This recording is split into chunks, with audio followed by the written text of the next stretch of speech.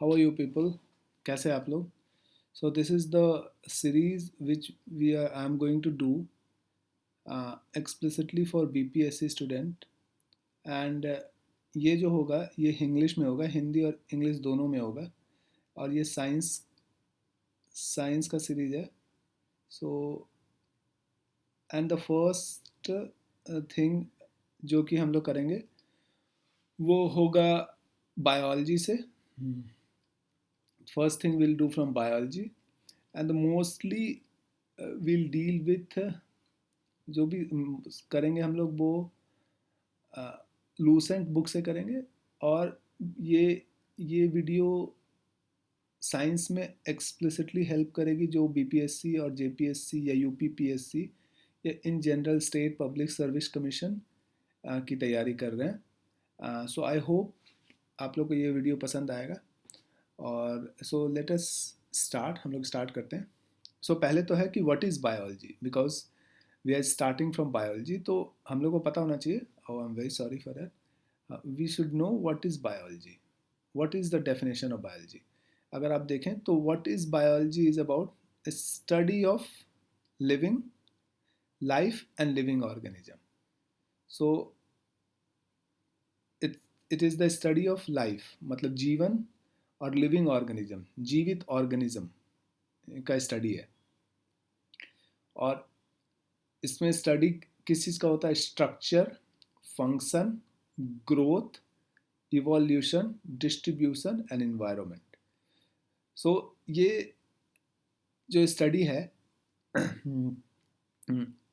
In general अगर हम देखें तो अगर आप देखा जाए तो सेल जो है, cell is the basic unit. Cell, this is some sort of cell, this is a typical cell. ये सेल जो हमारे शरीर में होता है ये बेसिक यूनिट है, ह्यूमन बेसिक यूनिट है. ओके, एंड बेसिक यूनिट है और इसके अंदर होता है डीएनए. जो याद रखिए इसके अंदर होता है डीएनए. ठीक है, और डीएनए इज एक्चुअली, ये डीएनए इंपॉर्टेंट क्वेश्चन हो सकता है, हेरिडिटरी के लिए रिस्पॉन्सिबल है. सो अगर आपसे पूछा जाए कि which of the following is responsible for hereditary, तो DNA will is responsible for hereditary in at least human being में. ठीक है, ह्यूमन बीइंग में. ऑल्दो जो आरएनए भी है, आरएनए भी हेरिडिटरी के लिए रिस्पॉन्सिबल होता है बट ये ह्यूमन बीइंग में नहीं होता है. Okay, so let us move to the next slide. So let's talk about biological classification. अब हम लोग will talk about biological classification. तो फर्स्ट जो क्लासिफिकेशन है बायोलॉजिकल क्लासिफिकेशन, मतलब what is the meaning of biological classification. सबसे पहले तो ये इंपॉर्टेंट है जानना कि बायोलॉजिकल क्लासिफिकेशन का मतलब क्या है. सो किसी भी ऑर्गेनिज्म, जैसे इवन ह्यूमन ऑर्गेनिज्म है, right? Why it is happening? Okay, I am sorry. Let me erase it actually.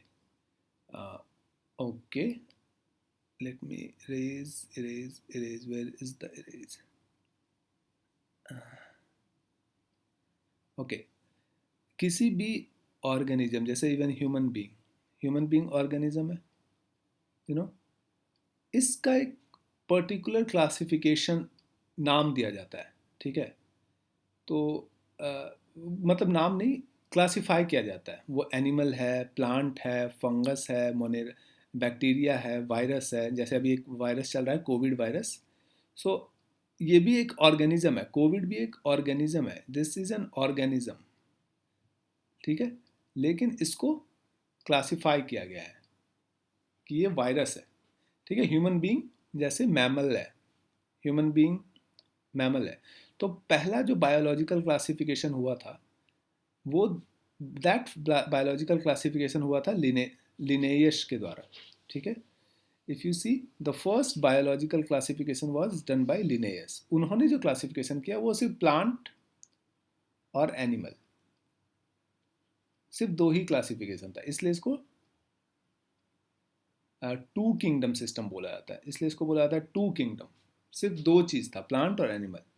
लेकिन ऐसा तो होता नहीं है. If you see there are viruses है, बैक्टीरिया है, देयर बैक्टीरिया भी है, राइट। आप इसको कहाँ रखोगे? बैक्टीरिया के एनिमल में आएगा। देयर फंगस भी है, मशरूम भी आपने खाया होगा, वो भी है। तो वो सब कहाँ आएगा? वो सब कहाँ आएगा? तो इसीलिए ये क्लासिफिकेशन इतना फेमस नहीं हुआ। But you should always remember, name बहुत इंपॉर्टेंट है। Two kingdoms classification Linnaeus is important. ये पूछ सकता है कि who gives the two kingdom classification. Now उसके बाद आया three kingdom classification. So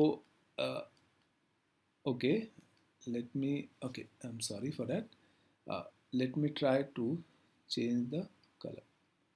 Okay, let's okay,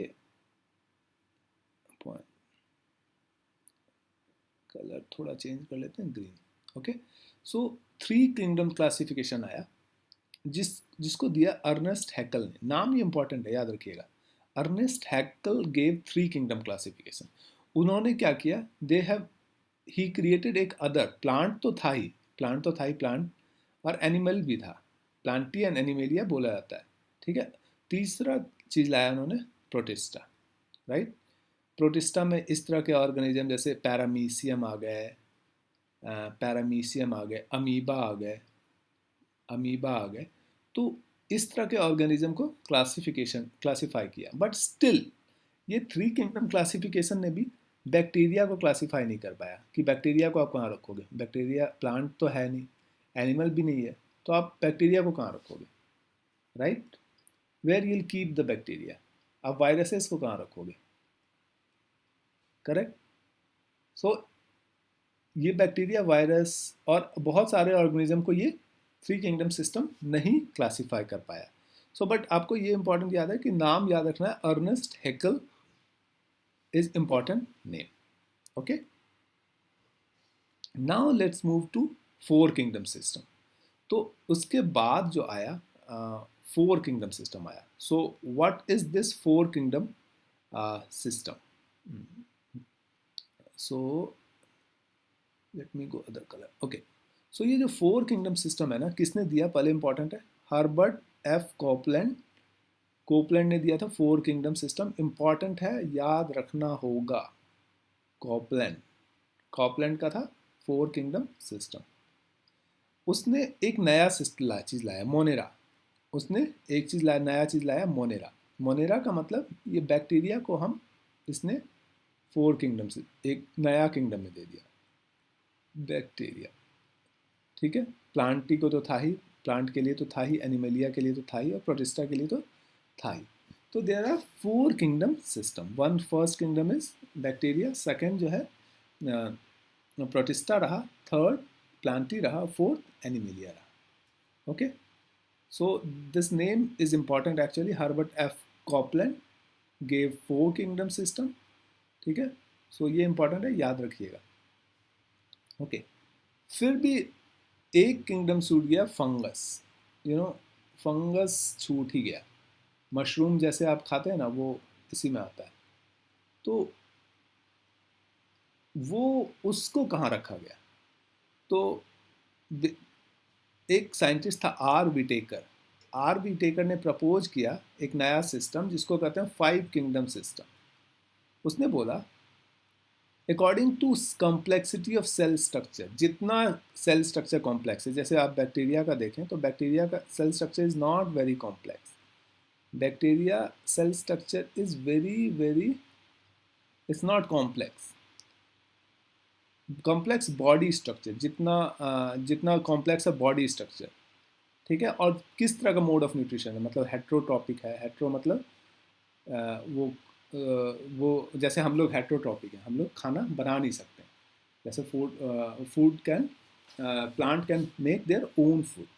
तो based on three criteria, complexity याद रखिए, complex body structure and mode of nutrition, कैसे खाना खाता है, कितना उसका बॉडी स्ट्रक्चर कॉम्प्लेक्स है और कितना सेल स्ट्रक्चर कॉम्प्लेक्स है, उस हिसाब से आर विटेकर ने किया फाइव किंगडम सिस्टम, ठीक है। एंड आर विटेकर ने जो 5 किंगडम सिस्टम किया था, पहला तो मोनेरा था जो बैक्टीरिया एंड ऑल इसी में आ जाएगा, बैक्टीरिया इसी में आ जाएगा। फिर ये दूसरा प्रोटिस्टा था जिसमें अमीबा, पैरामीशियम आ जाएगा। और तीसरा उन्होंने दिया फंगस, इसमें लाइक लाइकेन, ये सब इसमें आ जाते हैं, जैसे मशरूम इसमें आ जाते हैं। ठीक है, और फोर्थ तो ऑब्वियसली प्लांटी, और फिफ्थ इज एनिमेलिया, मतलब प्लांट, और जितने प्लांट और एनिमल, इनके भी अलग अलग ब्रांच है, बट उतना डीप में बीपीएससी जेपीएससी में नहीं पूछना है। सिर्फ आपको ये याद रखना है कि जो फिफ्थ 5 किंगडम सिस्टम है उसने दिया किसने था, दैट इज आर विटेकर। ठीक है, R Whittaker has given 5 kingdom system. Okay, let's move. Okay, फिर we can talk about binomial nomenclature. जैसे बायोनॉमियल नॉमेनक्लेचर का मतलब क्या है, जैसे ह्यूमन बीइंग, ह्यूमन बीइंग मतलब आदमी, ह्यूमन बीइंग का नाम कुछ अलग हो सकता, कुछ भी हो सकता है। I mean her human being का अलग अलग अपना अपना नाम है। आपको, आप सपोज आपका घर का नाम अलग होगा और बाहर फ्रेंड आपको अलग नाम से जानते हैं, तो देयर भी बहुत सारे कन्फ्यूजन है, लाइक, ठीक है। जैसे कोई कोई भी ऑर्गेनिज्म ले लो, जो कि जैसे सपोज शेर ही ले लो, लायन ले लो, लायन में भी हिंदी में इसको शेर बोला जाता है। Okay, I am sure, I am, शेर वो वाला होता है शेर, हिंदी में इसको, my Hindi is not very perfect, but ठीक है, हिंदी में इसको शेर बोला जाता है, लेकिन इसको तमिल में कुछ और बोला जाता होगा, कन्नड़ा में कुछ और बोला जाता होगा, तो ये कन्फ्यूजन हो जाएगा। They are so many name, French में कुछ और बोलते होंगे, तो उसके लिए उन्होंने लाया बायोनोमियल नॉमेनक्लेचर, कि एक नाम जो सबका लिए कॉमन है। मतलब अगर मैं बोलूँ, जैसे ह्यूमन के लिए होमोसेपियंस, अगर होमोसेपियंस मैं बोलूँ तो इसका मतलब सब समझ जाए, होमोसेपियंस मतलब ह्यूमन बीइंग। इस जो इंट्रोड्यूस किया था उसका नाम था Carolus Linnaeus. The name was Carolus Linnaeus. This guy introduce it. Name is important because ये बीपीएससी में भी पूछेगा, जेपीएससी में भी पूछेगा, यूपीपीएससी में भी पूछेगा। So name is important. Okay, और ये बनता कैसे है, एक स्पीसीज और जीनस। सो सेपियंस जो है स्पीसीज है, होमो जो है जीनस है। ठीक है, तो इतना इंपॉर्टेंट नहीं है ये, आपको उतना, आपको ये याद करने की जरूरत नहीं है स्पीसीज और जीनस, बट आपको you should remember one thing, that this is made up of species and genus. So आपको इस स्लाइड में दो चीज याद रखना है, एक तो नेम कार्लस लिनेनस, और एक दो बायोनॉमियल नोमेनक्लेचर स्पीसीज और जीनस से बना। ठीक है guys, so I will not bore you, और ज़्यादा नहीं डालते हैं, I will stop it here, and फिर विल टॉक अगेन